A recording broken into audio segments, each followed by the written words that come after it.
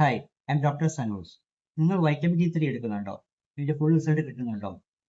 കിട്ടണമെങ്കിൽ ഈ 5 മിസ്റ്റേക്ക് നിങ്ങൾ അവോയ്ഡ് ചെയ്യണം. നമ്പർ 1, വൈറ്റമിൻ D3 വെറും വയറ്റിൽ എടുക്കരുത്. നിർബന്ധമായി ആഹാരം കഴിച്ചതിന് ശേഷം മാത്രം എടുക്കുക. കാരണം അതൊരു ഫാറ്റ് സോലുബിൾ വൈറ്റമിൻ ആണ്. Number 2, vitamin D3 nano shot arrow drops ഫോമിൽ എടുക്കുക. അല്ലെങ്കിൽ ഓയിൽ ബേസ്ഡ് ജെലാറ്റിൻ ക്യാപ്സ്യൂൾ എടുക്കുക.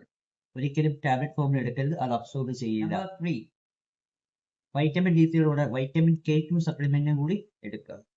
കാരണം വൈറ്റമിൻ D3 കാൽഷ്യത്തിനെ അബ്സോർബ് ചെയ്ത് ടീത്തിലും ബോൺസിനും കൊടുക്കുന്നതിന് പകരം ആർട്ടീസിലും ജോൺസിനും അബ്സോർബ് ചെയ്യും. അതുകൊണ്ട് വൈറ്റമിൻ K2 നിർബന്ധമായി എടുക്കുക. Number 4, magnesium. Vitamin D3 activate ചെയ്യുന്ന മഗ്നീഷ്യമാണ്.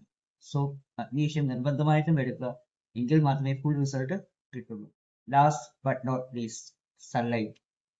വൈറ്റമിൻ D3 സപ്ലിമെന്റിന് ആശ്രയിച്ച് മാത്രം നിൽക്കരുത്.